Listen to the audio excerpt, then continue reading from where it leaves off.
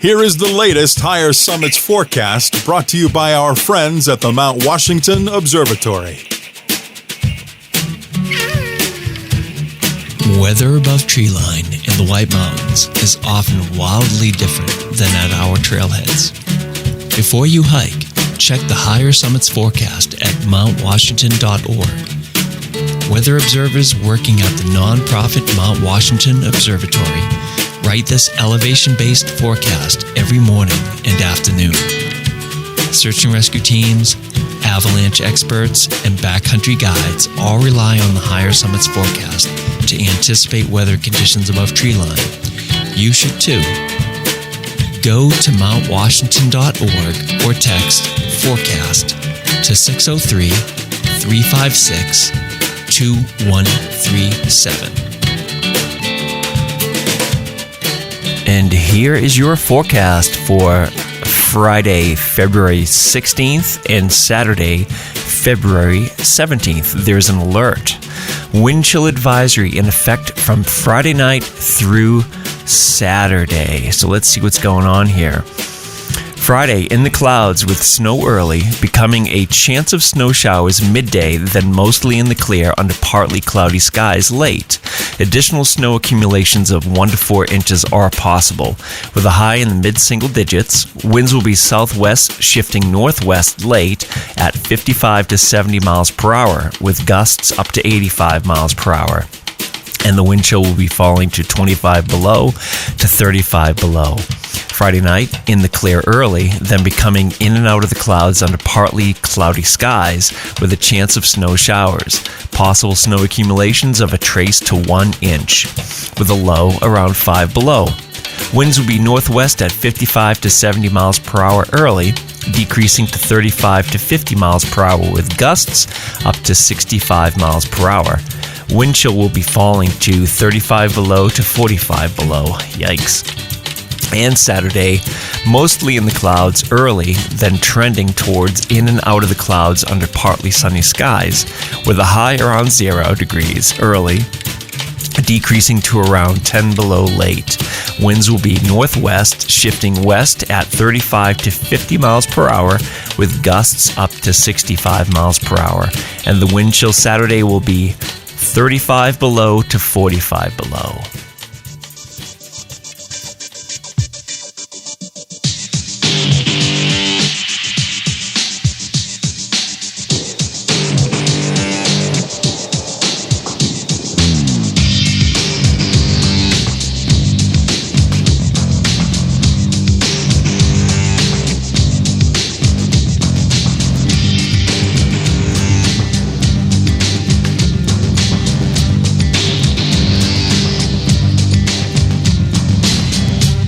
Broadcasting from the Woodpeckers studio in the great state of New Hampshire, welcome to the Sounds Like a Search and Rescue podcast, where we discuss all things related to hiking and search and rescue in the White Mountains of New Hampshire. Here are your hosts, Mike and Stump.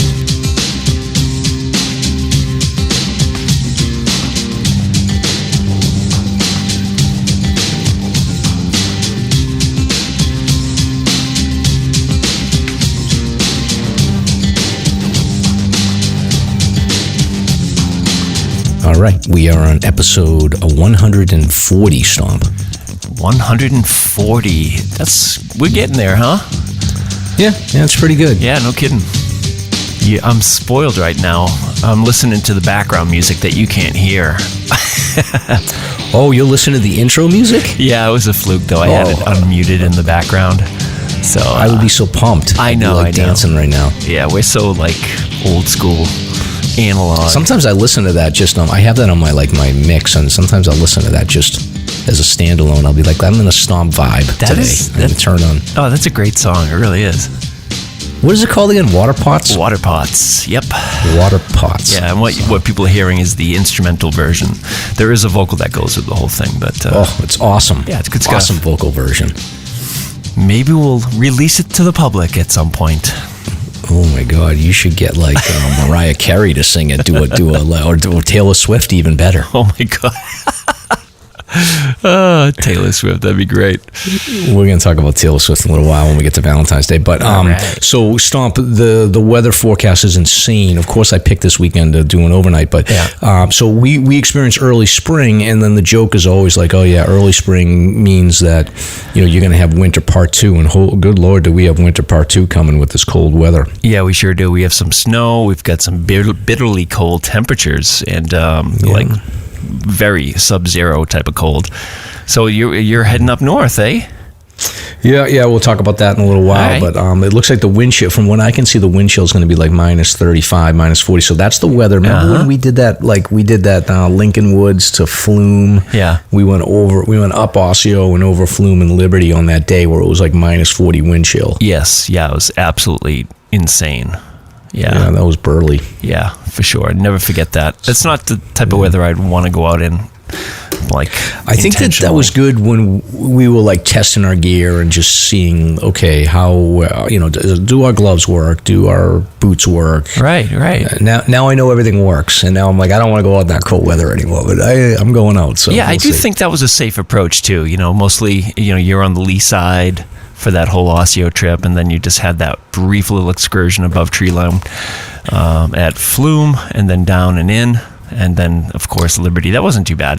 That's the way to do it. No. I think that is a good, like, if you're a winter hiker and you're looking to test your gear, and I know people say, like, oh, stay home, don't go out or whatever. But, this weekend, you could absolutely go out and do that. So we did Lincoln Woods, up Osseo, and then down Liberty Springs. So we spotted a car. But you could do an out and back, too, and just go up Liberty Springs. But this is the type of weekend where, like, if you're going to do something, like, don't go to Franconia Ridge, don't go in any open tree line places, but like Liberty and Flume is a good one because you can get up there quickly, sort of test what it's like to be above tree line in those cold conditions, and then get down really quick. Yeah, and then also think about the side of the mountain that you're on. If you're on that eastern side of a mountain, you're buffeted from the wind. You're protected by this massive wall of granite. If you're heading up, say, the western side going up Liberty, that would be a different ball game, Yeah, Liberty is more exposed, but Liberty's also very easy to just duck back down. Yeah, true. Yep. Yeah. There's a number of summits like that, like Garfield's like that, the Salt Summit of Musalaki's like that. Yeah. There's a lot of places where you can go and say, all right, it's going to be a crazy cold day. I'm going to test above tree line a little bit, but then get back down. Especially, the big thing for me is visibility. If there's no visibility, then and it's freezing cold, then it's a no-go. Yeah. If you got visibility and it's freezing cold, you want to test your gear, then go ahead. But just don't go up above tree line for an extended amount of time. You know what I've been meaning to do is to test out a bothy bag, a single-person bothy, and then a bivvy, one of your small handheld bivvy bags. Mm-hmm. I'd love to go out there in weather like this and just test that to see how good they work or not. Yeah, that'd be interesting. Maybe I'll bring mine, my temporary bivvy, and try that out this weekend. Yeah, they get back to me on it because that'd be really great information. Yeah, I will. All right, Stomp. So welcome to episode 140 of the Sounds Like a Search and Rescue podcast. This week, we got no guests, so we're going to cover a bunch of different topics here. So planning for a winter stay in an AMC Hut. We've got snowmobile accidents. We've got Mount Everest news. We've got missing hikers. We got serial killers. We got a new movie about the legendary story of Donn Fendler, who was a young boy. I think he was 12 years old when he went missing on Mount Katahdin in the summer of 1939. So that'll be kind of an interesting story. There's a movie coming out on that. And then we're going to cover a recent hike on Mount Pierce and Mount Jackson. Stomp thinks snowmobile season may be slowing down quite a bit in New Hampshire. We've got a bunch of notable hikes, so we'll talk about where people have gone hiking. And then we've got recent search and rescue news. So I'm Mike. And I'm Stomp. Let's get started. Let's get started.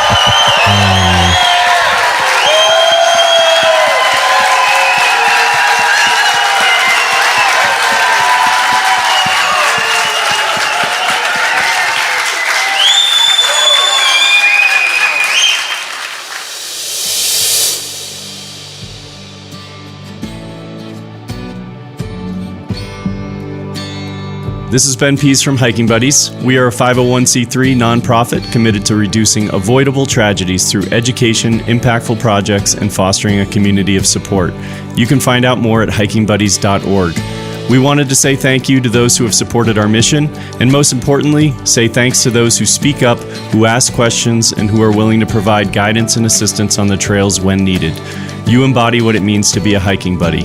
And now, for all my newer hikers out there, here's this episode's Hiking Buddies Quick Tip.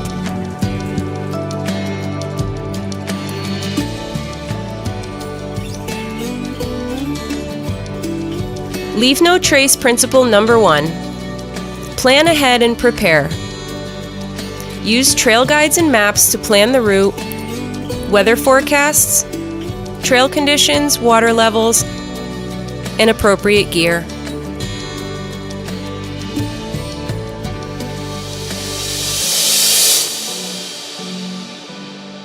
All right, thank you, hiking buddies. So, are you going to make sure you don't leave any traces, Stomp? Yeah, leave no traces. Yep, especially poop. Oh, yes. Yeah, we're going to talk about that in a minute. All right, Stomp. So this first one's a snowmobile story. So snowmobiler pinned under a burning sled. So for people that don't snowmobile, people that do snowmobile, they call their snowmobile sleds. Yes, that's right. This is like, you don't want to hear this if you want to go snowmobiling for the first time. But this is the stuff that horrible dreams are made out of, nightmares. Yeah, and so this happened in Stewartstown, New Hampshire. I don't know where that is. I'm assuming it's up north near Pittsburgh or something. But 73-year-old Connecticut man. Feel free to call me out if I'm wrong here. I feel like there's a lot of Connecticut and Rhode Island people that like crash snowmobiles and ATVs up in New Hampshire. Yeah, it's a good question. I think you're probably right, but I haven't really kept track. Is that what you've noticed on the reports? Yeah. I seem like there's a trend there. Interesting. Connecticut, Rhode Island. They can't drive, so it makes sense. Yeah, a lot of rentals too. A lot of rentals get in trouble. Yeah, exactly. So, horrible drivers on the road, then horrible drivers on the snowmobile. So anyway, 73-year-old Connecticut man, and believe me, I love all my Connecticut friends. So don't come at me, Lynn. Don't come at me, Joanne or John. I love you guys, but you can't drive. Anyway, 73-year-old Connecticut man traveling downhill and failed to stay on trail, causing a snowmobile to strike a tree and roll over onto him. Right. And then let's just stop there. That's pretty bad. But you're going to be going fast for that to happen, right? Not necessarily. Well, that's true, because you could hit if you get off the edge of a trail, then the sled could just flip right over, right? Yeah, I've seen them go right over on seemingly flat trail too. That you hit a divot and you lean the wrong way and it can go. Okay. But it gets worse. Anyway, so the guy, he goes down trail. He doesn't stay on trail, strikes a tree, and it rolls over on him. And then to add to the embarrassment, the snowmobile caught on fire while the guy was stuck underneath of it. So luckily, several other people were riding. They were able to pull him out from under the flaming snow. So it's one of those things where it's like, a kid gets stuck under a car and his 98-pound mom will lift it up. So the adrenaline. Yeah, they found that super strange. So he was taken to Upper Connecticut Valley Hospital in Colebrook, and then they did DART helicopter him to UVN Medical Center in Burlington, Vermont, because of his injury. So serious injury. So you can't mess around with burns. If you got burns, then it can be a long recovery. Absolutely. Crush injuries, maybe, burns. Yeah. But I was talking to some of the snowmobile guys this weekend, and it seems like some of the older sleds are prone to this type of phenomena. Just the way they're built, but not a good story. Yeah, no, that's good. When I went the one time I went snowmobiling with my buddies, Driz and Zeus. I won't use their real names, just their dude names. Driz and Zeus, the two knuckleheads. They flipped their sleds. Okay. Yeah. Not me though. What kind of terrain were you on when it happened?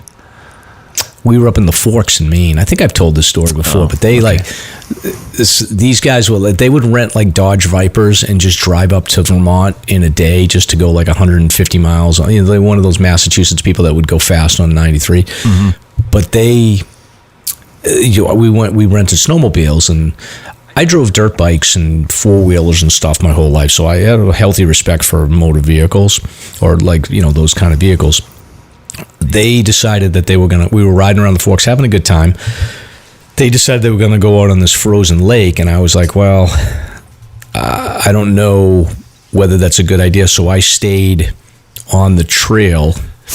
They went off onto the lake and they were flying. Yeah. And then I went up on the trail, and then I noticed it was one of those bridges with the wooden, like, it's got like two wooden things for the wheels of trucks, but then it drops down. Correct. It was one of those bridges. So I turned around and I was like, oh, I'm going to warn those guys, because you can come off of the lake and then go right on the trail and go really fast, and you wouldn't see the bridge until it's not. I almost didn't slow down in time because it came up really fast.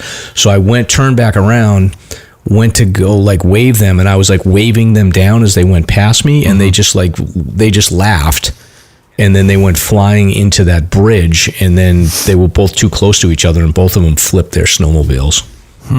Yeah. See, there you go. Yeah, it happens. And it was like, one of them got like pretty badly like knocked out, but then we were able to like flip the snowmobiles back over and get them running. But the day was ruined. Sure, I was like, I'm never doing this again. Yep, I can understand. Yep. Yeah. Anyway, all right, stop. So moving on. So just be safe on the snowmobiles, people. Here's a little update. Yeah, this is a good update. So Stomp has been keeping an eye on this wolf situation. So California wolves have been... Is this the wolves that were released recently? Is that what's going on? Yeah, they were. I know we talked about different areas too, different states, but this is a story that we may not have covered, but it's the same situation where they're trying to repopulate certain species. And since August, apparently in California, these wolves have killed 18 animals, including cattle. So it's an interesting story. But if you read deeper into it, they do reimburse the farmers that lose their cattle or their livestock. So really? I guess that's a good thing. But still, you have these killer wolves that are just starting to repopulate. I'm actually surprised. I would have thought it would have been more animals. I mean, the wolves got to be hungry. Well, since August, it's not... I mean, given the fact that the cattle are somewhat protected and monitored, I suppose I think that's a pretty big number. But yeah, who knows? Yeah, they should just like leave a couple of cows roaming around in the wolves' territory to just keep them fat and decoys. Yeah. Why not? Robot cows roaming around. Or just like or maybe just put like cameras on them so when they film that. Yeah, I wonder if they have GPS trackers on them. I bet they would. Well, I have seen video or articles about the wolves with GPS tracking, and it's funny. Like in Canada, they'll have like 6 packs of wolves, and you can see like if it's in like their territory is a square, you can see the wolves will stay within their own territories. Gotcha. So they'll have different colors of the GPS tracks, and it'll show like 6 perfectly aligned rectangles in a larger rectangle to show that the wolves don't go into each other's territory. That's fascinating. Yeah. Wow. So they must pee all around the perimeter, and then the other wolves know, like, oh, this isn't my pack's pee. Exactly. I got to stay out of there. Yeah. Like The Gray. Oh, that movie's so good. Yes. Very territorial. All right, Stomp. So this is the part of the show where you put in, you want to talk about Valentine's Day. So what could you possibly have to give to the audience that they would care about Valentine's Day? Well, I mean, as a guy, just the fact that I survived. I made it through another. I did okay. Yeah, I'm patting myself on the shoulder. Like, I did all right. I made it. Yeah. I ended up getting tickets to Ice Castles, which was funny. It was sort of a tongue-in-cheek purchase, but we actually had a really nice time. The new location's fantastic in Woodstock. I remember going several years ago, and I said I'd probably never go again, but that was when it was in Lincoln, and that's why it was sort of a funny gift, but it worked out good. But the new farm it's on in Woodstock is phenomenal. There's so much to do. Yeah, it looks nice. Oh yeah, I would check it out. There are these magical nighttime walks in the forest with all these lights and horse carriage rides and sledding hills. It's really cool. Great time. The special lights and stuff. I saw one of my friends. Oh, it's great. Posted something on social media. Well worth it for sure. That's good. And I got a Sherpa aunt from Mrs. Stomp. Remember? Oh, you did? Yeah. Remember we were talking about how I wish I had the Pemiloop drawing that she had done, the print. So I got a Pemiloop to complement my Prezi Traverse. So that was super cool. Not bad. Yeah. That's awesome. Pretty neat. Wow. Well, I didn't beat you, Stomp. Me and Mrs. Mike went to Home Depot for Valentine's Day. Hey, that can be romantic, though. What are you working on? She was fiddling around in her closet, and she pulled down a shelf. So I have the shelves like I didn't when the way the shelves align. I wasn't able to screw them into studs, so I had those like plastic anchors, and they've held for a pretty good amount of time. But Mrs. Mike was fiddling. She shouldn't be fiddling. I told her not to fiddle, and she pulled the shelf down by leaning on it. So we had to go to Home Depot for me to get a 1x12 to essentially now I took everything down, and I've got to put a nailer board. I basically have to put a 1x12 on the back of the closet, screw it into the studs, and then I can use that to screw the hanger and the shelf into the hanger board. So it's a little carpentry. And then it'll be solid. Yeah, so I got to paint it and make it look nice and everything. So we decided we were going to plan that out on Valentine's Day, which was fun. Hey, that's good. That's good couple time, though. Yeah, it was good, but we got our romance. We got our fix of romance on Sunday when Taylor Swift won the Super Bowl. Oh, did she get the winning kick? Yeah, she won the Super Bowl. She did, according to the media. Yep, that's for sure. That was the big focus. Did you watch it? Did you watch the Super Bowl? I watched the halftime show, and then I watched the last quarter up until when it's overtime. Then I said, I am checking out. Oh, yeah? Oh, yeah. What'd you think? Were you rooting for a particular team? No. I had zero interest in anything going on with this. I did watch the halftime show. I thought that was fantastic, and I was mostly interested to see if they would do one of those quick cutaways to Taylor, but they didn't. That was interesting. No, they cut away to her only when her boyfriend catches a pass. Right, exactly. Do you know her boyfriend's name? Travis. Do you even know it? You know the last name? Kelsey. I guess. Okay, all right. You're up there. Oh, yeah. I'm following along. Okay. All right. Mr. Pop Culture. I got to get you up to speed. If I invite you to the poker game with my friends, you need to be able to present yourself as knowing a little bit about sports. Yeah, that's not going to happen. I'm gonna embarrass the hell out of you. I'll be like, Stomp, if they say anything, just tell them go deep. You don't just be, I would just be just tell them you don't understand why San Francisco took the ball first in overtime, and then you'd be okay. Yeah, I can't do it. I just look at people that talk like that. Just I can't figure it out. Can't comprehend it. It's so odd to me. But anyway, all right, Stomp. So moving on, Valentine's Day, we both survived. So this is a story out of Mount Everest. So this has been going around quite a bit. I got this sent to me by a couple of friends. But Mount Everest climbers have to carry special bags to take their poop on and or off the mountain. So basically, if you have to do any sort of nature calling, you have to poop into a bag and then take that bag out with you. And I don't know exactly how that works. I never actually talked to anybody about how they leave. Do they take a helicopter ride out? Do they hike out? I don't really know how that works. Yeah, I have no idea, but still, if you got to go, you got to carry it with you. What's shocking about this is that this is actually coming to light now. I thought this would have been the practice to begin with. Yeah, I don't know. I mean, but if you're on Mount Everest, usually you're on for what is it, a 3 to 6 week period? You're usually there when you're climbing. Is that right? I would think so. Yeah, that could camps. Be a lot of poop. No kidding. Yeah, amidst all the trash issues that they have.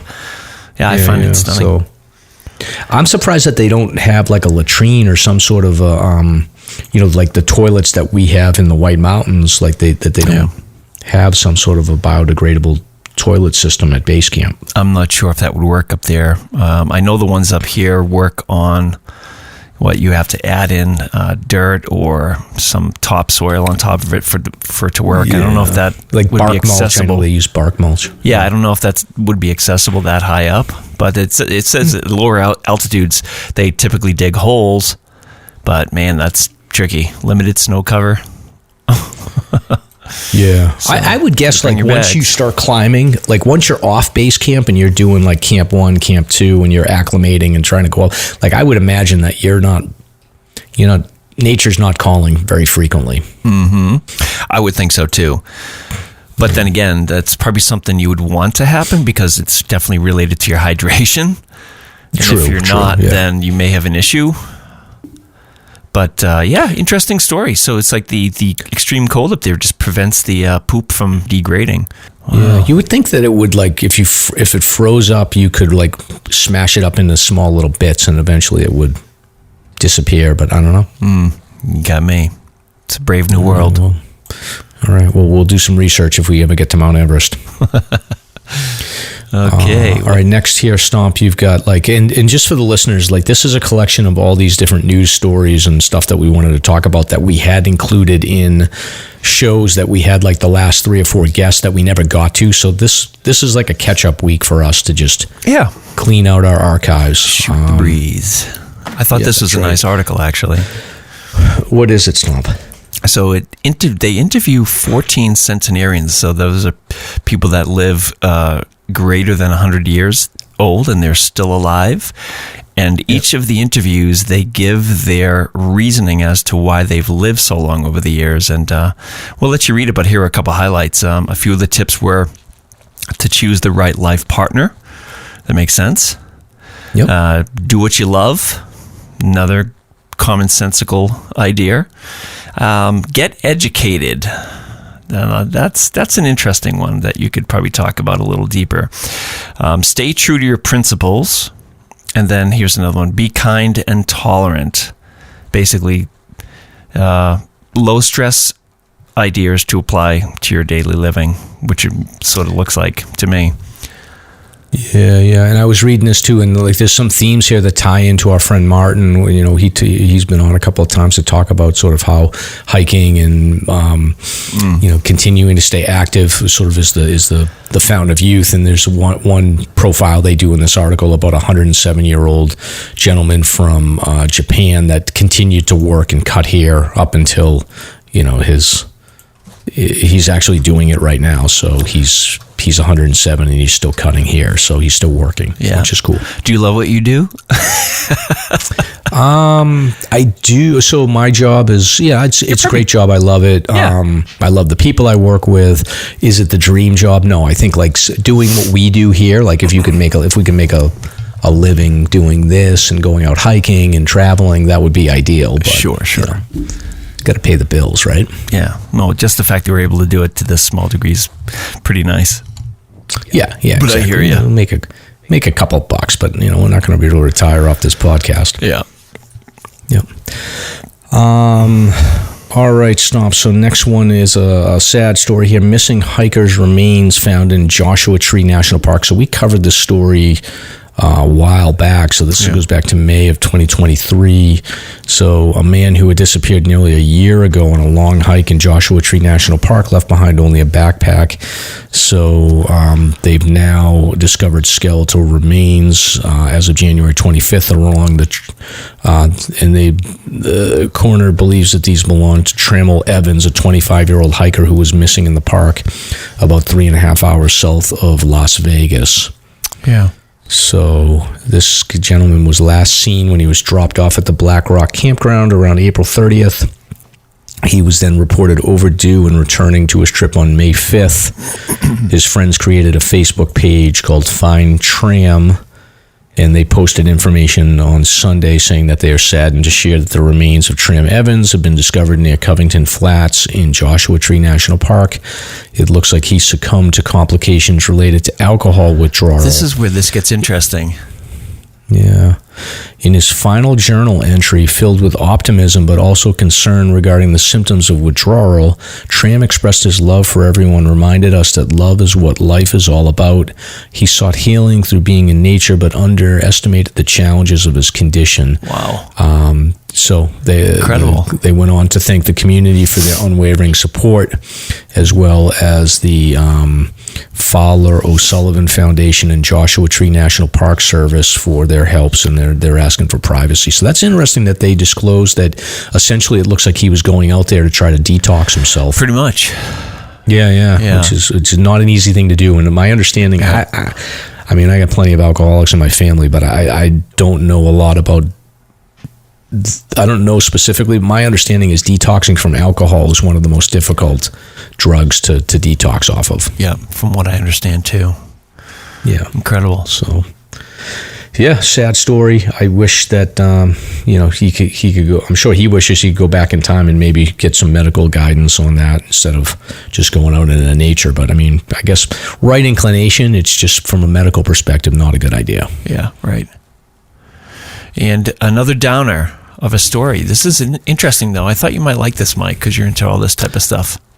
Yeah, I got some opinions here. So why don't you share the story? This is a serial killer story. Yeah, well, there's suspicion that there's a serial killer, perhaps, on the loose in Austin or near Austin. So 10 bodies have been found. Austin, Texas. Austin, Texas, correct. 10 bodies have been found in an Austin lake over the past 20 months.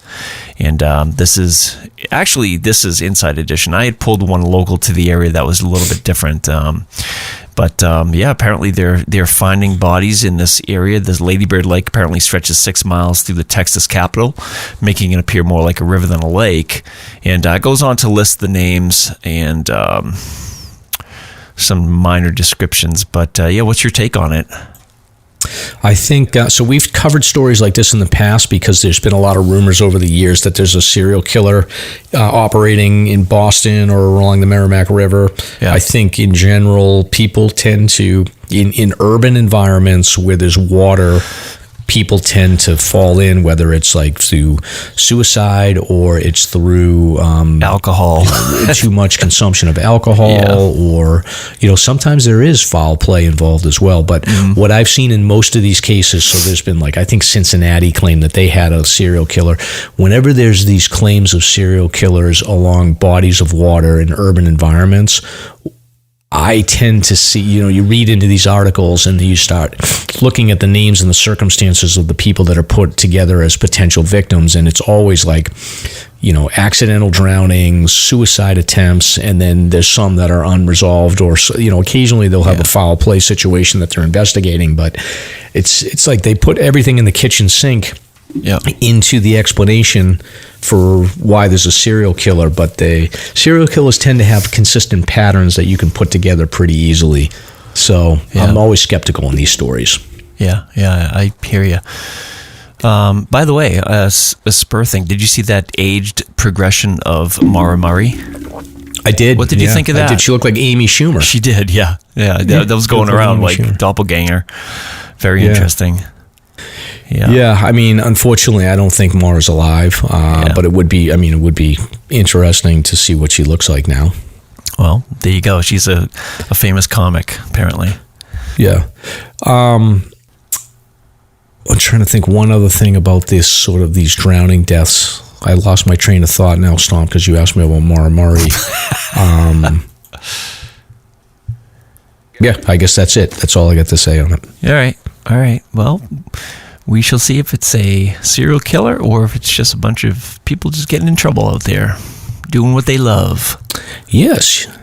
Yeah, exactly. All right, so this next one, a story out of Hudson, New Hampshire. This was breaking news last week. We were going to cover this, but we just got into. I was way more interested in talking with Patrick about Mount Washington. But we had a car crash into a New Hampshire restaurant with customers dining inside. So, if that happened to you when you were dining, would you insist on getting a free meal?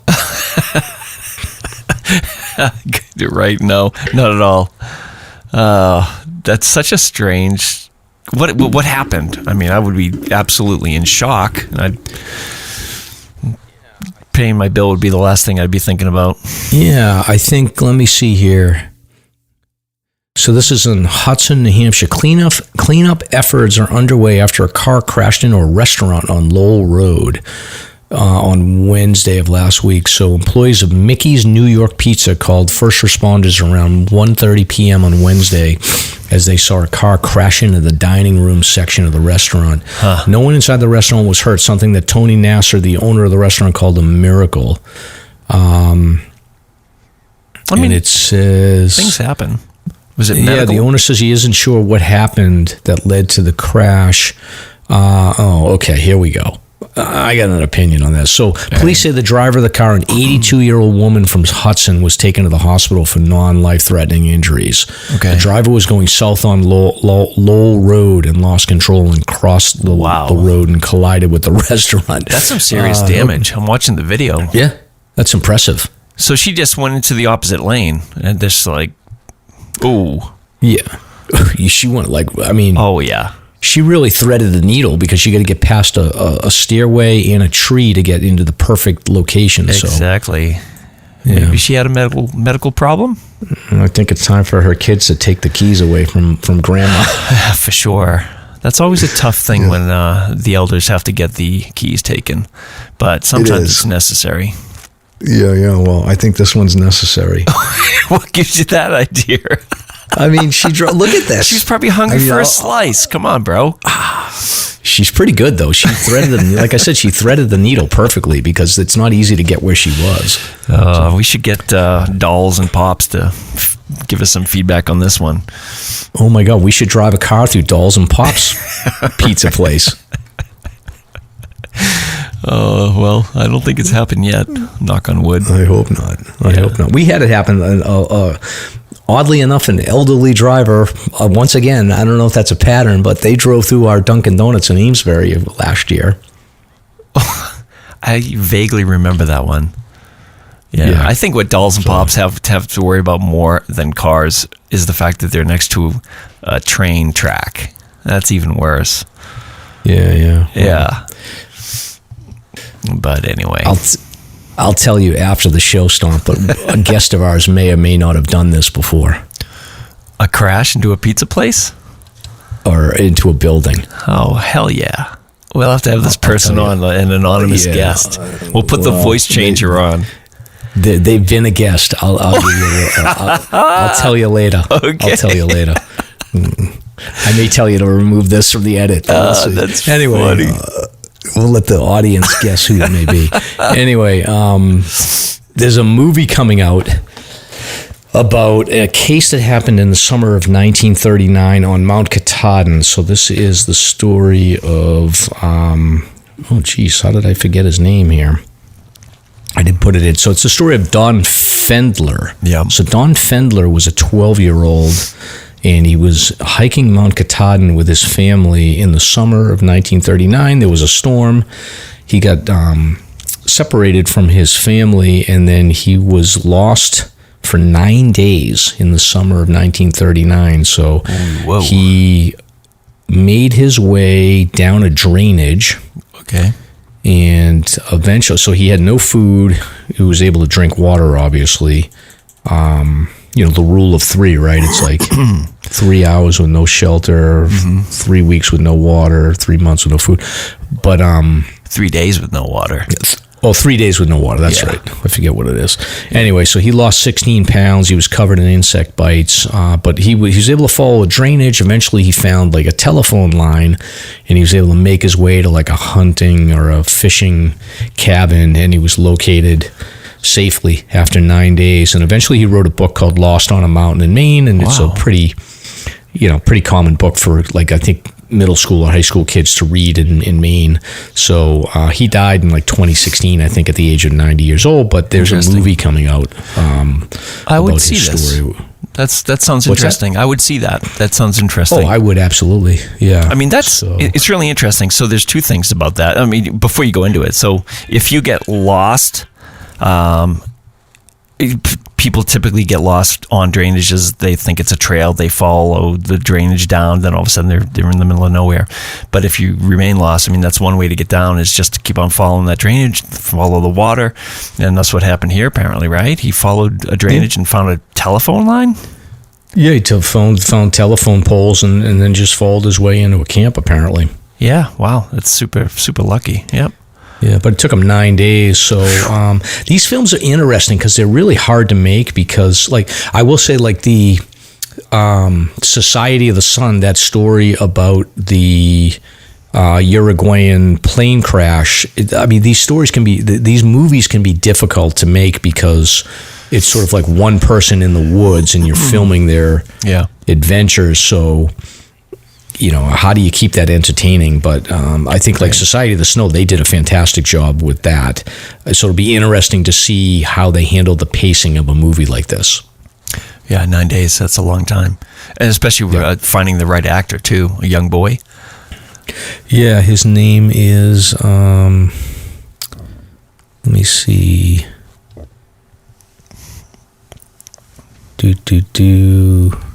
It stars Luke David Bloom as Fendler. Huh. And then, I don't know who that is. I wonder if it's Orlando's prodigy. Another Bloom.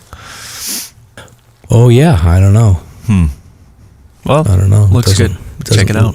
Doesn't look like he's got much of a resume, so he might be an unknown type of guy. Maybe Slasher can rent out a theater and go see it. And we buy everybody popcorn. That would be fun. That would be a good time. Yes, it would. We all know that hiking a mountain can be hard at times. So here's a corny dad joke to help you get over it. Ba-dum-bum. All right, Stomp, this is the part of the show where I do a dad joke, and I didn't pick one out ahead of time. Damn. I know. Mrs. Stomp was telling me you had one that she posted recently, but it doesn't work for audio. It was a Peter Pan pun. Do you remember that one? Oh, something like that. So, all right. So again, thanks to my friends Lance and Camilla for the 365 days of dad jokes. So, Stomp, what musical instrument is found in the bathroom? Oh man, I'm always bad at guessing these things. I give up. A tube of toothpaste.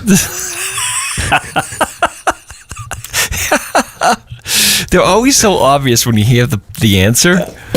Yes. Oh man, that's a good one. Yep.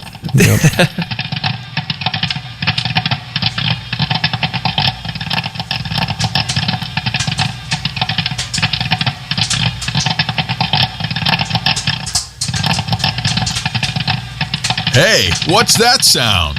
It must be time for the pop culture segment with Mike and Stomp.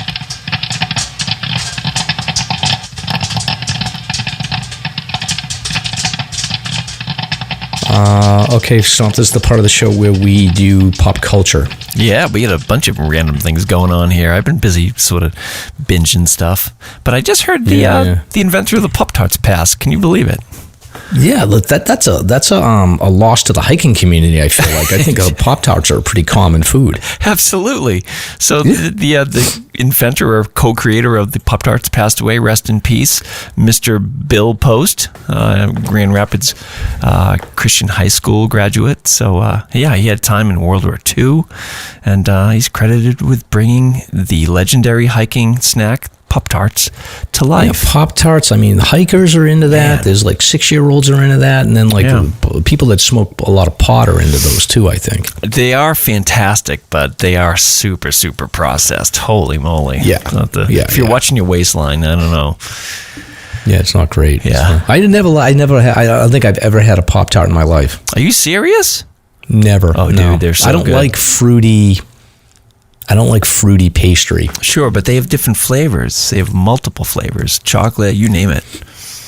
I've never had one. Okay, well, listeners can send Mike a box of Pop-Tarts. I will not eat them. P.O. box. Toss them in the trash. Just kidding. No, I will toss them in the trash. Which is odd because I'm not really a picky eater. I don't like Pop-Tarts. Oh, that's too much. Okay, well, Stomp, people are getting rich off the Super Bowl. So $7,500 was the cheapest ticket for a Super Bowl ticket. What? Come on. Yeah. Are you serious? $7,500 was the cheapest Super Bowl ticket. How does that happen? What? It's in Las Vegas. I don't know.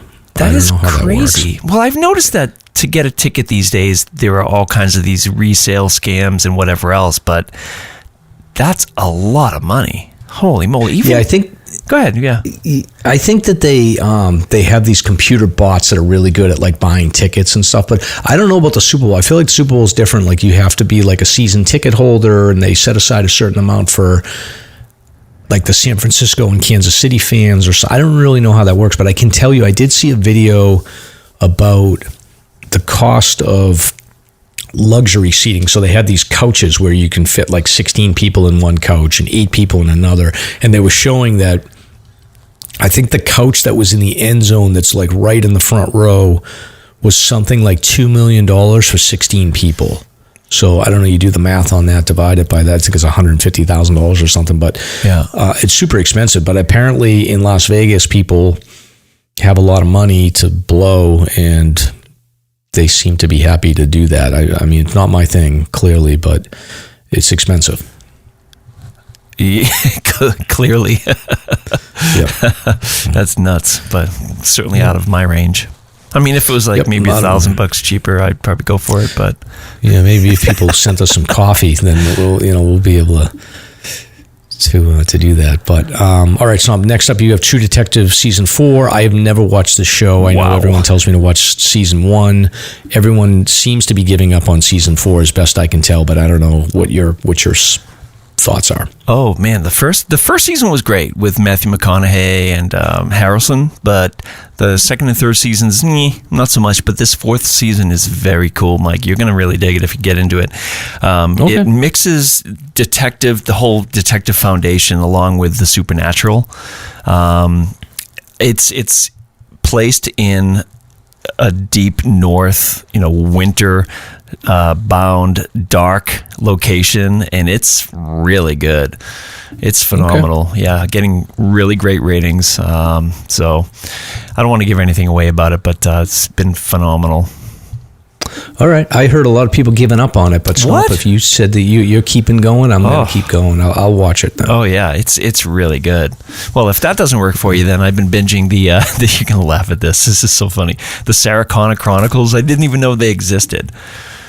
So yeah, I don't think I've ever watched those. Yeah, I made my way through the Terminator series recently, and then I started watching this thing, which I discovered. But it's like this 2-season long thing of the Sarah Connor time in between after she survives the first movie to Judgment Day, and it's really funny. But the more it goes on, the more it becomes more like a soap opera.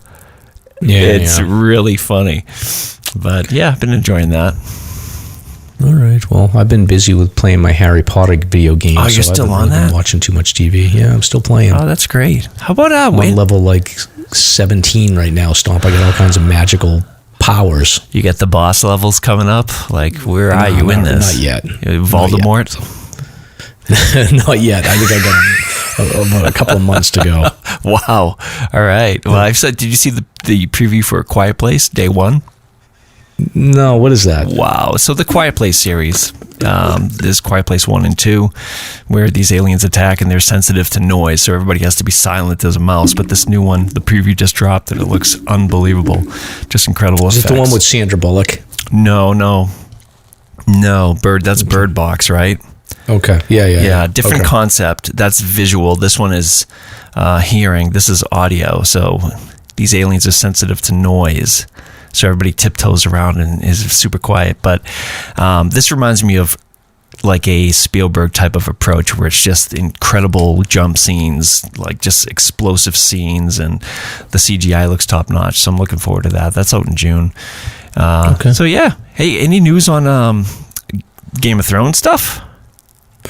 I think it is out later this summer. Okay. So looking forward to it. I did look at, there was some casting news of people that were being cast, but I haven't really paid much attention. But yeah, I think it's like late summer. Okay. Definitely looking forward to it. Yeah. So that's pop culture. Let's see. We're moving into our first sponsor, Fieldstone Kombucha, New England's premium craft kombucha company. If you're in the heart of New England, you need to drink a New England-style kombucha. Softer, less acidic, and truly enjoyable, our kombucha is naturally effervescent and boasts full-bodied flavor. Fieldstone crafts the best seasonal flavors.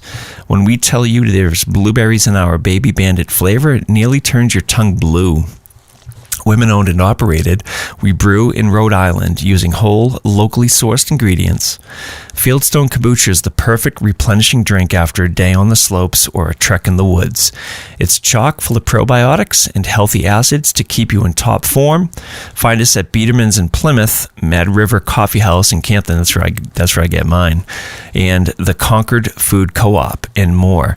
Check out our website for the full list of New Hampshire and New England-wide locations and use code SLASHER, SLASR, on our website for 10% off an online order, shipped straight to your door. FieldstoneKombuchaCo.com.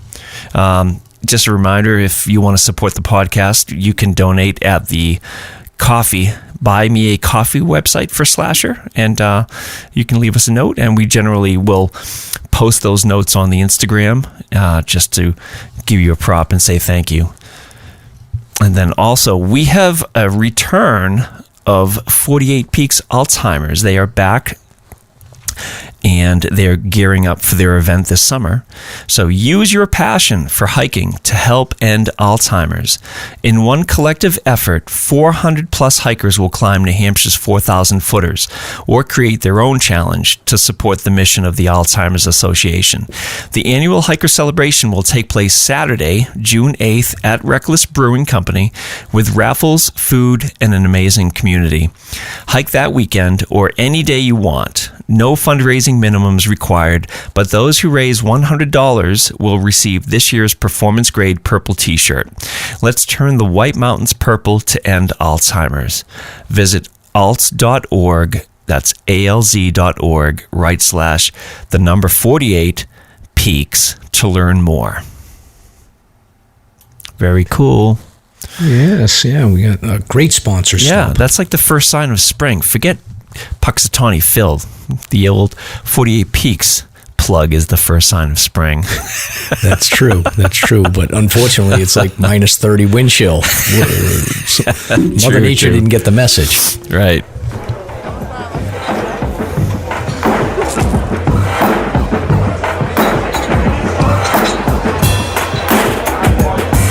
Hey, hold my beer. It's time to find out what Mike and Stomp are drinking on this week's Beer Talk.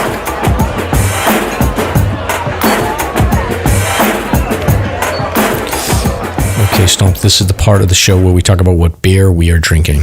Oh, well, let me go first here, I guess. I'm drinking. You're going to have to carry both of us tonight. Oh, really? Okay. So I'm drinking a Glen Ellis. That look cool? Oh, nice. Yeah, so this is by the Schilling Brewery up in Littleton, and it's the Resilience line. So it's Glen Ellis India Pale Ale at 7.2% alcohol volume. And it's very, very tasty. I'm trying to get some more details on it, but let's see. Yeah, it's a side project. The Resilience line is really good, Mike, if you're ever up there and you want to get some 4-packs or growlers or whatnot. So it's a side project of the brewers at Schilling. They craft bold and expressive New World beers that embody the struggles and triumphs of our journey. Very cool. I like it. Awesome. Yeah, it's great stuff.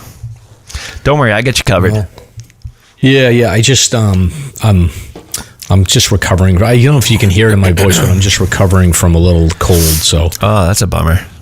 Yeah, I'm just drinking water right now. Yeah, no worries. It's all good. Yep.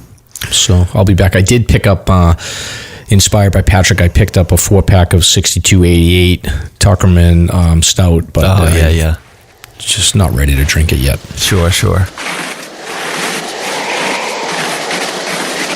I knew we should have gone left back there. Stomp, don't worry. I know it's this way. I've got a feeling in my gut. Are you sure you're not about to have a bowel emergency? Totally. We got this. But I just blew out my hip. Fell down that gully with my 40-year-old microspikes. Suck it up, Stomp. It's 4 p.m. We're at 3,500 feet. We got 9 miles back to the parking lot. Your leg may be broken. We got no cell connection, and we can't feel our fingers. But we're finishing all of my list tonight. By the way, I need some water. I'm empty. I would if I could see what I'm doing, but my headlamp batteries are dead. You gotta be kidding me. What a chump. This is the last time I hike with you. Whatever, mister. Do you know me? I have a podcast. Whatever. Let's find out what Mike and Stomp have been hiking. All right, so what's going on for hikes? Recent hikes. So this is the part of the show where we do recent hikes. So I was able to get up. Nobby Hikes ruined my planned hike to go over to Jackson because he lost his gloves. So I went back the following weekend. So last Saturday, I think it is. I took a coworker of mine, Felipe, and then Steve from the Cape.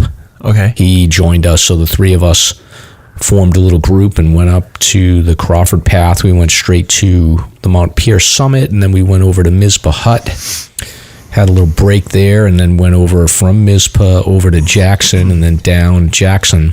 So it was a good 8 or 9 mile hike, and it was like springtime weather. It must have been 60 degrees. Yeah, that was the Saturday, you said? Yeah. You know that open bog area between Jackson and Pierce? Like you get to that boggy area right below Jackson. So, correct. It had to have been 60 degrees right there. Oh, yeah, there's no wind in there, too.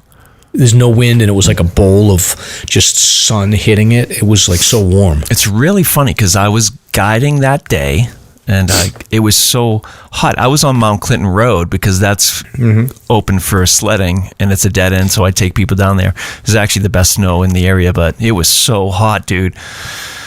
Holy moly. Yeah, but it was fun. It was Felipe's first winter hike, so he's done a lot of hiking with his wife and dogs, a lot of waterfall stuff in the Whites, but he was like, I really want to go on a winter hike, so we planned this weekend, like months ago. I was like, I'll take you, let's just set this as the weekend, and I kept looking at the weather, and I was like, oh, the weather's not going to, it doesn't look that good, it's going to be like no views. And then I was thinking like maybe I'll go down to Moosilauke and then we'll get a little bit of opening, but it was like perfect when we got up there. Views out to, you couldn't see Mount Washington, was a little cloud cover, but everything else was perfect. Yeah. And the weather was great. He was feeling great. You never know what the cardio is going to be like for a new hiker. He had never used snowshoes before, so that was the one thing. We had to wear snowshoes once we got up to the summit. Like the section between Pierce and Mizpah was like post-hole city if you weren't wearing snowshoes. So we all had snowshoes, which is good. I bet, yeah. And then the section between Mizpah and Jackson would have been impossible to do without snowshoes. You would have been stepping in like crazy. Falling in, yeah. Well, that's cool. That's the second time you've been up there in like 2 weeks, right? Yeah. I'm kind of done with that area for now. But had enough. Yeah, that's good. It's fun, and I brought my sled. We were sledding down. There was like a high school group there from Westford that was, we were going back and forth with them. They thought the sleds were pretty cool, so it was good. Awesome. Yeah. Well, I was just busy guiding. Saturday it was so warm that the snow melted, and they should have called it Saturday, but we showed up Sunday morning. We had a couple groups of people show up, and it had frozen solid, but it was not groomed. So you can imagine what that's like. All the divots and rivets and just everything frozen solid. What we try to do is we'll go out quick for maybe half an hour. I went south towards Zealand Road. My other buddy went towards Jefferson Notch just to check out the conditions. And we called it. I mean, it was so dangerous. It was just unmaneuverable. So the good news is that we're open again for the weekend. So that's exciting. I'm looking forward to that. They're getting like 4 inches tonight. So that should be enough to get us going again. Oh, that's good. Yeah. That's good. So you think you're going to be able to get out there? Yeah, no doubt. Yeah, it doesn't take much to resurrect it. But if you've been reading the Fish and Game reports, holy moly, there's been a lot of crashes. There's just too many to even cover for the search and rescue section. But yeah, a lot of rentals. Yeah, for sure. But anyway. Well, keep them safe out there, Stomp. Yep. Doing my best.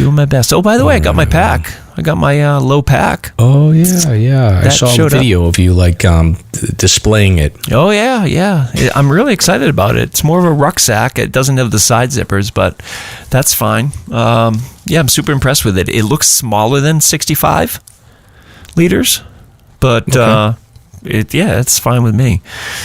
And we'll try it out soon. Can't wait to check it out. Right on.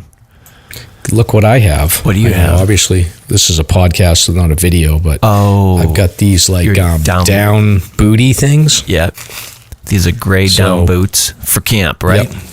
Yep, when I get to the hut. Okay.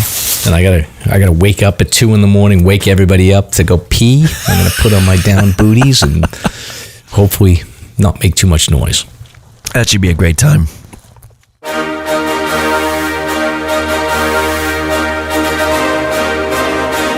It's time for Slasher's Notable Hike of the Week. If you want to be considered for the Hike of the Week, simply tag Slasher on your social media post. All right, Stump, we have a whole backlog of notable listener hikes of the week here that we got to get through. Yes, so if you want to tag Slasher for your adventure, do so, and we will consider you for Slasher's Hike of the Week. And let's start with Liz Fay. Liz Fay hiked Bald Mountain in Stoddard.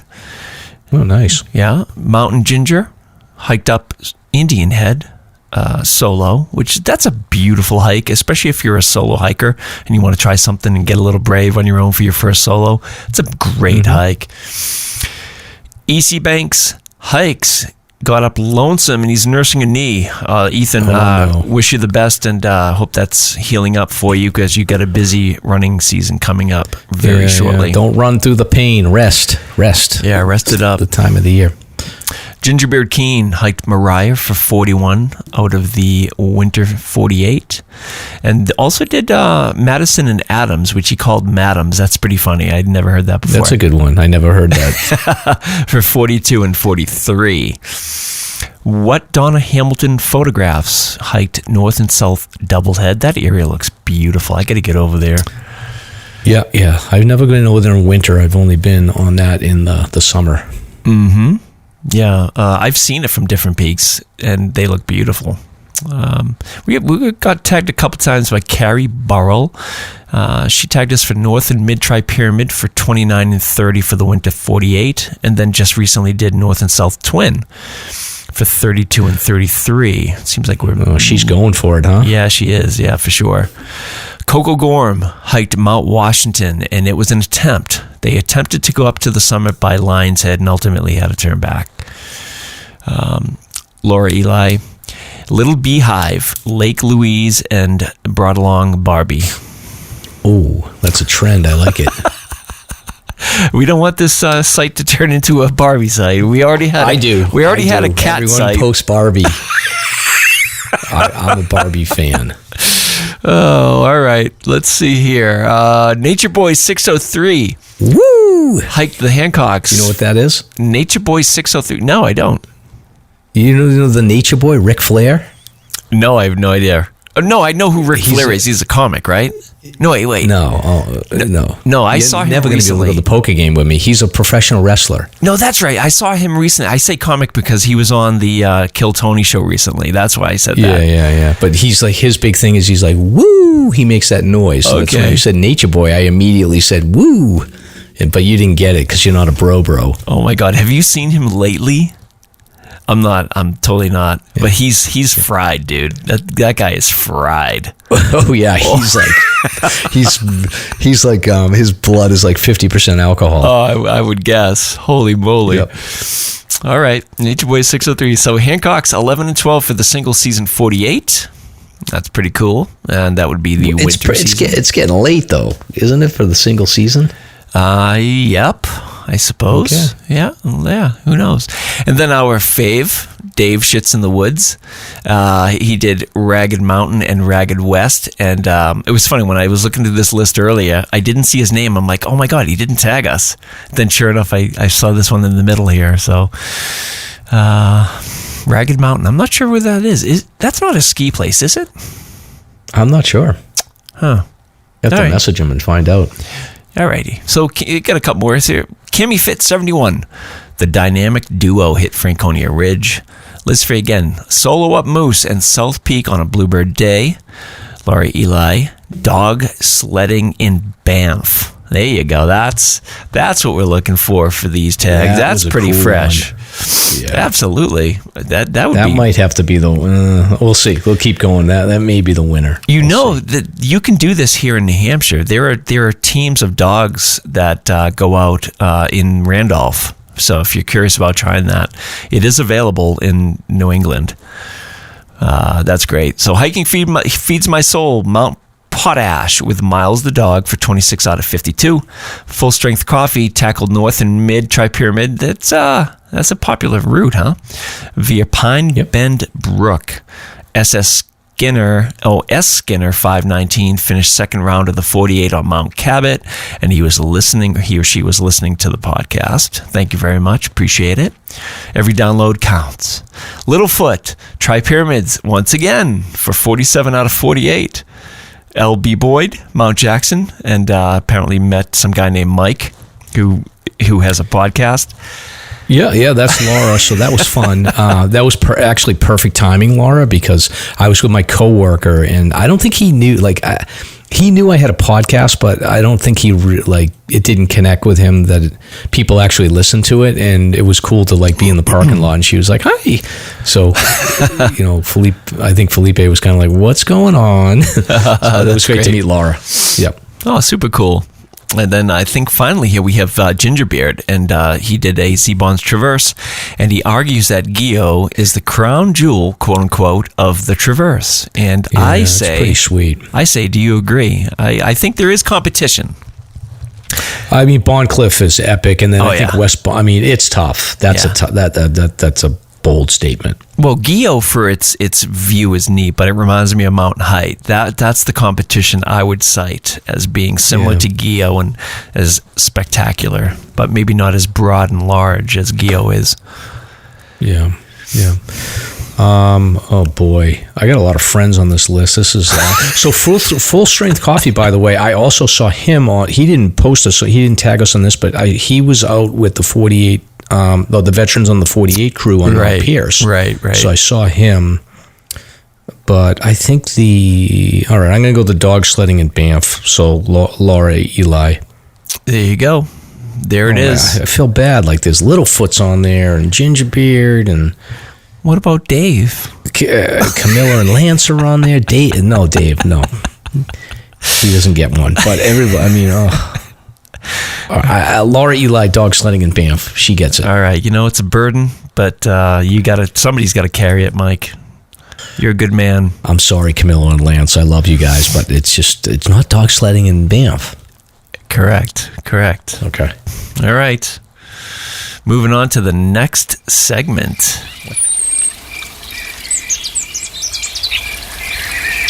Slasher's hiking topic of the week. I had a couple of history segments and stuff like that, but I feel like I need more time. We don't have the time tonight. So I thought that it would be cool just to talk through the planning for a winter AMC Hut stay, especially considering it's going to be super cold here. So important. So I'm in the middle of doing this right now. Matter of fact, you interrupted my planning with this dumb podcast. So I was just looking at the map. So it looks like it's a 3.5 mile road walk. So we got to park and then walk up the road to Zealand, and then it's another 3 miles to get into the winter hut. So for AMC, the winter huts are self-service. So there is a caretaker there, but essentially you're kind of on your own as far as cooking, and there is water available at the hut, and there's bathroom facilities as well, but it's unheated. I think they do run a stove for a couple of hours at night. So if you're going to go there, the way we're going to time this out is we're going to try to get there by 5 o'clock or so. Yeah. And then, the sun will be setting, and then the stove will go on and we'll hang out. I'm going to bring an extra battery pack with me so I can listen to a podcast or two. Yeah. I might even bring a book that's not too heavy just so I can just chill out and read. And I don't think there's cell connection in Zealand. Maybe there is, but I'm not going to rely on it. But yeah, that's essentially it. And then you pay $40 if you're a non-member and $30 if you're a member to get a spot in a bunkhouse, which is unheated. So what I'm bringing is my 0-degree sleeping bag. And then depending on how much extra weight I have, I may bring my 20-degree quilt and just double up because that thing is so light. Yeah. That I can just sort of wrap it around because I'm a little bit nervous about how cold it's going to be. No kidding. Yeah. Wow. So, but the other thing I could do is try to use that bivvy that you talked about. And encase your bag. But see, that's the question I have. It's like the bivvy is going to capture condensation. Yeah. So that's probably not ideal. Right. So I'll probably just go with my 0 degree bag and maybe bring my 20 degree and just double up. It's so light, and I don't have to bring a sleeping pad, so I'm going to bring a sit pad. So yeah, I think that I'll bring my pillow and. What do you mean pillow? That's pretty much a large pillow. Well, I have a little blow up pillow. that I use. Gotcha. Okay. Yeah, that's pretty cool.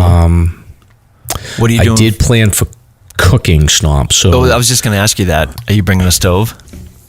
So the way it works is you can't use a stove inside the huts, as far as I understand. They have a propane stove that you can use, and you sign up to access it in 30-minute increments. Yeah. So your group can sign up, and then you have to use their water for cleaning the pots and stuff and your silverware. Okay. So what I typically do, and what my friend Jonathan taught me this, is you make a stew or some sort of shredded meat, whatever the meal is. What I did this time is sometimes I'll make beef stew with potatoes and carrots and whatever. But this time what I did is it's like a cheddar cheese, chicken and rice mix in the crock pot. So I take 3 chicken breasts. I take 2 cans of cream of chicken soup and then a can of cheddar cheese soup. Cook those down in the crock pot. Then I put a thing of rice in them. So I've got the chicken and the rice. I shred the chicken up and then simmer it down so it's basically like a thick kind of paste.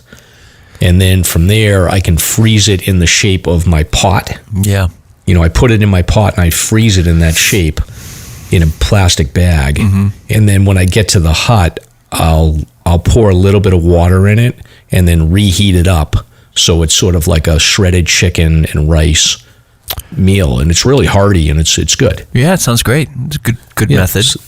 Yeah, and then we're going to bring some bread with us, so we'll have that. All right. So that's it. But you can do that in the crock pot with anything. You can do beef stew. You just simmer it down so that it's not a lot of liquid. You can do that with shredded beef, anything. So it works out. All right. Interesting. So who's going with you? I've got Steve from the Cape. I got Jakester and our friend Peter. Okay, awesome. Yeah, sorry I can't go. Yeah. So we're all pretty experienced, and then with the weather situation, the goal is to do a Z-Bonge traverse. We're all kind of in agreement. We all were exchanging messages, and we're all sort of we just want to do the overnight and have fun. If the wind chill is going to remain at minus 35 degrees. And the wind conditions look like they're going to be pretty fast. We're not going across the ponds. Hell no. So Hell no. We'll just hike up to Hale and then call it a day. Well, which is interesting too, because with the forecast of snow, you're talking about a 25% chance according to basic ground level forecast. So it could be pretty gnarly up there. Yeah. Yeah, exactly. Yeah. Assuming that the weather doesn't change and the reports don't change, then it's probably a no-go. I mean, we do have a car at Lincoln Woods, but it's very likely a no-go. And I think the good thing about this group is that we've all sort of communicated ahead of time. None of us are going to force anybody to say oh, well, I'm doing it and you got to come along. It's oh, hell no. We're just settling on. It's probably not going to be a traverse, and we'll just go up to Mount Hale or we'll go up to Zealand and come back and then call it a day. Yeah. It sounds reasonable. Yeah. Yep. So interesting. I've got my instant coffee with me for breakfast. I'll bring probably, some sort of I usually bring a pre-made, just pour water in and eggs and bacon or something like that. Yeah. So I'll bring that. Do you bother boiling water for your Nalgene so you can stick it in your sleeping bag? That's really handy if you're chilly. I've done that before. Yeah. So I may do that. Yep. We'll see. Yeah, that definitely works. I've got those electric hand warmers as well that I'm going to put into my socks to see how those go. And I'll have a bunch of other hand warmers available. I'm bringing earplugs. This is snoring guests. Yeah. I was thinking about bringing some beer, but I'm afraid the beer's going to freeze as we hike in there and it'll explode, so I'm not going to mess around with that. So tell you what, I'll bring up some pizza and beer on my snowmobile straight to the hut for you. That. That's a good deal. What else is there? So I think that the earplugs is going to be critical. The biggest thing I'm worried about, and I always get nervous about, is like my contact lenses and my glasses situation. So I don't want to have to wear glasses, so I want to make sure I can get my contact lenses in the morning. Are you planning? That's always a tricky thing. Okay, so that's really interesting. So do you wear goggles all day long then to protect your contacts? No, I don't need to. I just it's difficult. I take them out when I go to bed. Yeah. And then I've got to put a new pair in. Yeah, I've got to put in a new pair of contact lenses in the morning. So it's difficult to put them in when it's that cold because it can literally freeze that quickly. Okay, but no cold sub-zero weather doesn't affect your contacts, just in general. No, it doesn't. Okay. It just, they're attached to your eyeballs. So they stay heated. warm. They're heated by your eyeballs. Cool. Correct. Yeah. Interesting. So it'd be good. I'm going to be pretty heavy. It just is what it is. I'd rather be comfortable and carry in some extra weight than to be cold and uncomfortable and hungry. So I'll bring more food than I need. I'll bring more sleeping stuff than I need. But, that from my perspective, that's the better way to do it, is to, bring the stuff you need to be comfortable to stay at the hut. Of course. Yeah. Well, either way, it'll be a really nice time spent with some good people. Yes. And, following recent events, you got to play it safe, especially with this type of scenario. Absolutely. Yeah, no doubt about it. I mean, it's just like I looked at the higher summits forecast yesterday, and then I looked at it this morning, and then I hear you reading it again tonight, and it's it's just, this isn't the weekend. True that. But we're all looking forward to the picture of you on the hut. On top of the roof. Oh yeah, the naked hiker on the roof, right? Yelling at everybody. So, just kidding. Yeah, exactly. Well, we're not encouraging that. All right, Stomp. So this is we got a sponsor here. So Vaucluse Gear. Yes, one of our longest sponsors to date here. I do not have one for my new pack, but I will have to purchase one. So let's see here. Yes. I'm trying to find the ad spot. Here we go. Vaucluse Gear. Does your backpack not provide enough ventilation? Does your back sweat too much when backpacking? As you know, sweat can be extremely uncomfortable on the trails. Plus, sweat is a serious risk factor in both hot and cold climates. As your clothes get wet, your core temperature can dramatically fluctuate. This can result in hypothermia, heat exhaustion, and dehydration. Let's not forget, it's just plain old very uncomfortable. Today's your lucky day because we have good news for you. There's a piece of gear that solves the sweat and ventilation problem, making your backpack more comfortable. Vaucluse Gear's ultralight backpack ventilation frame. This ultralight frame is a backpack accessory that easily installs in your favorite pack, sizes 15 liters to 45 liters. And creates a ventilating airflow gap between you and your pack. It's also ultralight, weighing around 3 ounces. That's equivalent to 1 pair of wool socks. So whether you're hiking in hot or cold temps, the ultralight backpack ventilation frame from Vaucluse Gear is a real game changer regarding airflow and ventilation. So visit vauclusegear.com to order an ultralight ventilation frame today. Use promo code SLASR, that's SLASR, to enjoy a $5 discount. Plus, let them know that Mike and Stomp sent you. Tell them Stomp sent you. Hey, we got to get through this search and rescue so you can get some hot tea and go to bed. Right. So I got to pack up. So yeah, let's do this.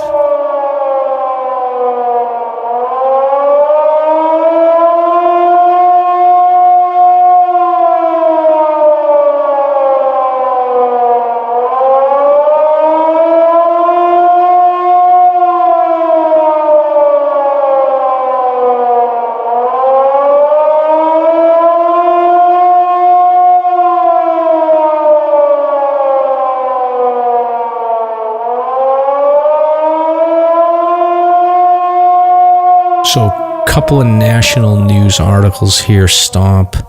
So, this happened in January 22nd, Waterfall Canyon in Colorado.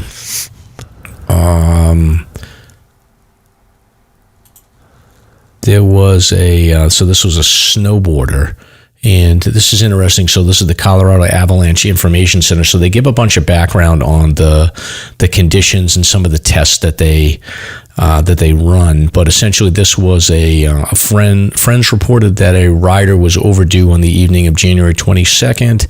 So San Miguel Search and Rescue flew an unmanned aerial drone for a search, but they were unable to complete a thorough search before nightfall. So a friend of the rider went up and followed his tracks up a well-used route to the top of a frequently skied slope.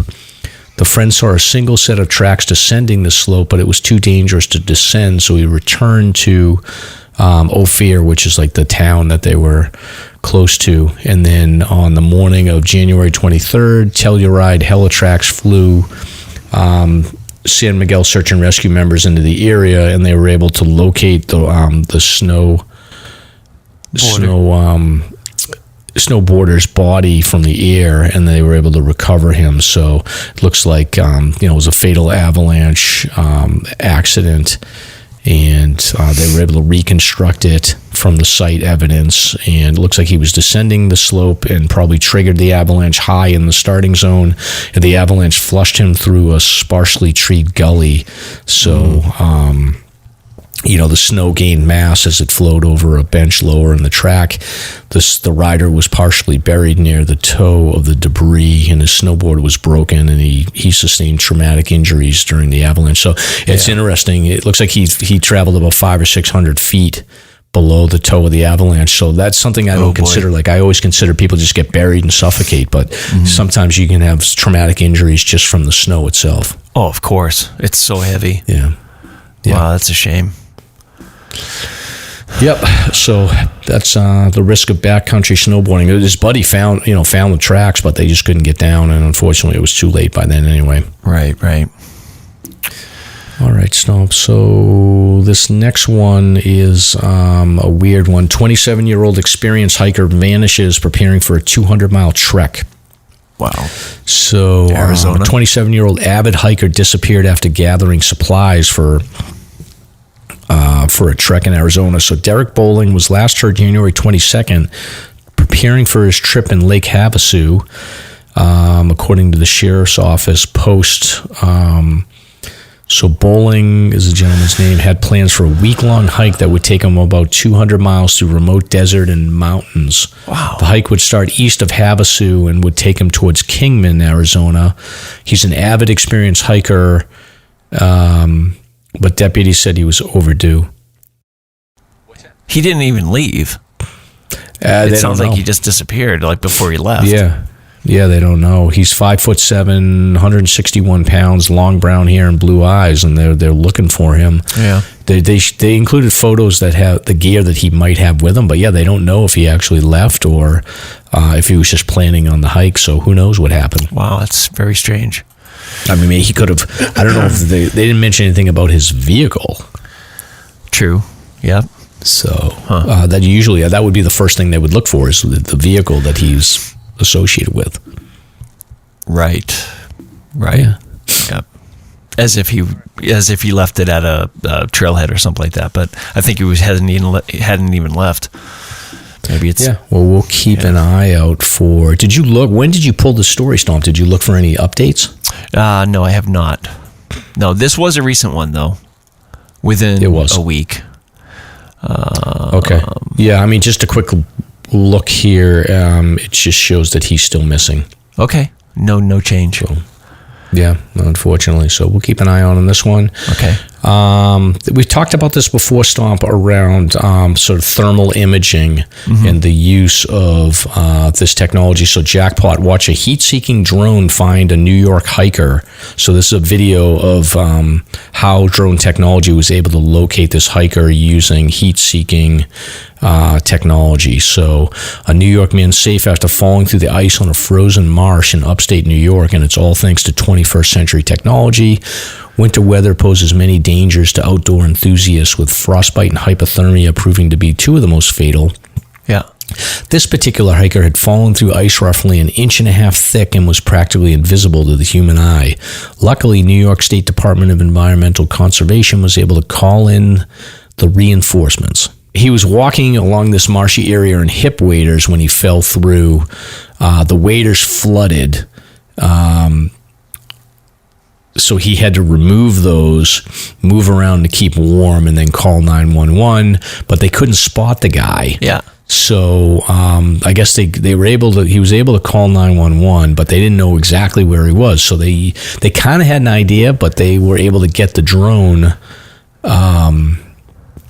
out there, and then they were able to find him. So it took an impressively short 55 minutes between the response and the location of the subject, who was experiencing mild hypothermia when he was reached by rescue crews. It's crazy. So look at pretty lucky guy. Yeah, you look at the images though, and they circle where he is in the image, and I can't see a person. Yeah, it looks like a little white spot. Oh yeah. It's crazy, and we know that we have the AI now looking at this data and finding people perhaps quicker. But yeah, I don't know, man. This guy's really lucky. Yeah, I mean, it's like a little spot for sure, but apparently they can use a drone, and then eventually if they add AI to it, the AI can pinpoint and say these are the likely spots of the images where someone might be. You hear a lot about these wader incidents where waders fill up and suck people down the rivers and they're done. That's pretty terrifying. Yeah, well, I mean, fishermen use them all the time, but I don't know what this guy was doing in cold weather like that. Yeah, who knows? Wow. Crazy. All right. Next one, I'm going to skip this Nevada avalanche, but I'm going to go to Cathedral Ledge. So this is in New Hampshire, so we got some local ones. Ice climber rescued on Cathedral Ledge after falling nearly 30 feet. Mm-hmm. So this happened in Bartlett. Cathedral Ledge is in Bartlett. That was in Conway, but I guess it's right on the edge. Yep. Yeah. So Fish and Game responded to an ice climbing accident at the base of the Repentance Route around 12:20 involving an adult male. So 21-year-old from Alabama was climbing when he fell approximately 30 feet. So this guy was from Alabama stomp. There you go. Well, there are probably some good climbers down in Bama.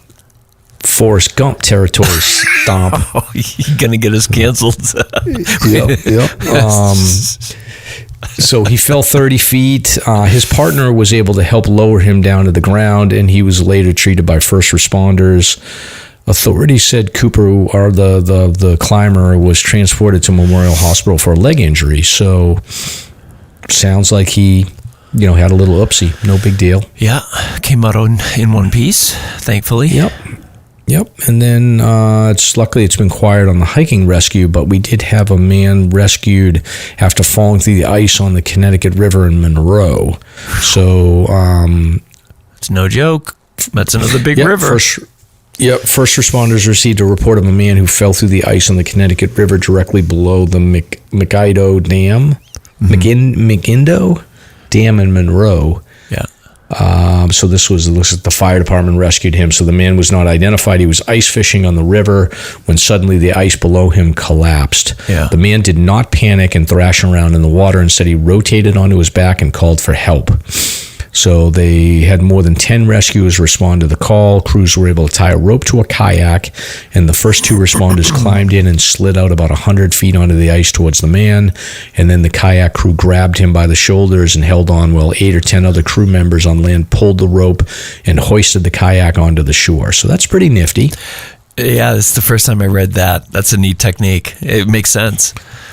Yeah, should the ice and it says here the fail. Man was wearing a heavy-duty jacket, which authorities said helped him stay warm enough in the water. Yeah. Huh. Like a down. So it's like a double-edged sword, though, because it's like a heavy jacket. It's going to pull you down, but it'll keep you warm if you don't get pulled down. Yeah, this is one activity you will not see me doing, ice fishing.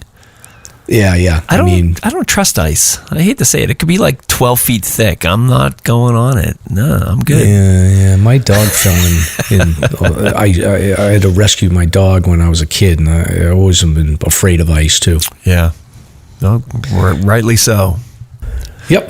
But speaking of dogs, dog tracks sent for over 2 miles to find a missing child in the freezing cold weather. So you were all excited about this one. Man's best friend coming through again. Isn't this amazing? Look at that thing. 2 miles.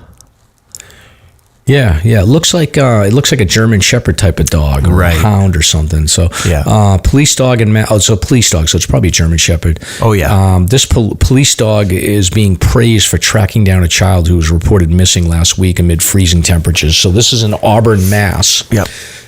So they received a report that a child had left the home without permission as temperatures were in the mid to upper 20s. So officers began to search the area and were joined by troopers from Mass State Police. And then Officer Jungren and his canine partner, Biza, were searching when Biza picked up the kid's scent. And after following Biza for over 2 miles, officers found evidence that the missing child had recently been in the area. They were able to focus on that particular area and locate the child a short time later. Kid was reunited with his family and is safe. Officers did not say why the child left home or what they were doing over 2 miles away, and it doesn't say how old the kid was, but that's scary. Yeah, super lucky. Most of the search and rescue teams that utilize canines, a lot of them are German Shepherds for sure. Yes. Yeah, especially the police dogs. Brilliant. Yep. But that's all we got, Stomp. So we are caught up to date. And then next week, what do we have? We have a guest next week? We have Sir Maps-A-Lot, Eric Hamilton, coming on to talk about his books and his mapping activities and his bushwhacking activities. Should be a really nice conversation. Stomp, you're going to be so excited. And let's see. I think that's it. I hope you feel better. Hopefully your plans won't be canned by your sinus. No, I'm fine. All right.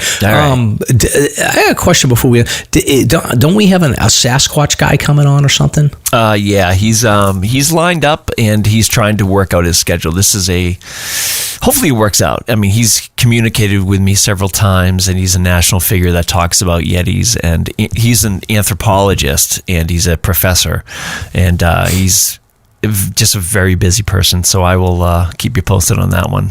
I'm very excited about this one. So it's going to be great. Toe to toe with the most famous Bigfoot expert. Yeah, for sure. And by the way, one last question. Did you register for Mount Washington?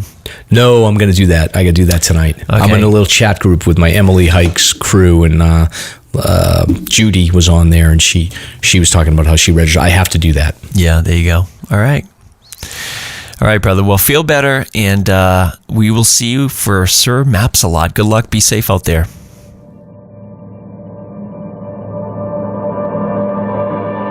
Thank you for listening. If you enjoyed the show, you can subscribe on Apple Podcasts, Spotify, Podbean, YouTube, or wherever you listen to podcasts.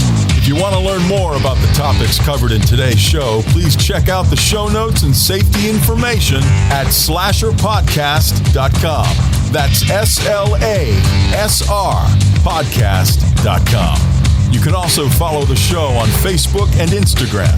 We hope you'll join us next week for another great show. Until then, on behalf of Mike and Stomp, get out there and crush some mega peaks. Now covered in scratches, blisters, and bug bites, Chris Staff wanted to complete his most challenging day hike ever. Fish and Game officers say the hiker from Florida activated an emergency beacon yesterday morning. He was hiking along the Appalachian Trail when the weather started to get worse. Officials say the snow was piled up to 3 feet in some spots, and there was a wind chill of -1 degree. And there's 3 words to describe this race. Do we all know what they are? Only one help! Here's Lieutenant James Nealon, New Hampshire Fish and Game. Lieutenant, thanks for being with us today. Thanks for having me. What are some of the most common mistakes you see people make when they're heading out on the trails to hike here in New Hampshire? It seems to me the most common is being unprepared, and I think if they just simply visited hikesafe.com and got a list of the 10 essential items and had those in their packs, they probably would have no need to ever call us at all.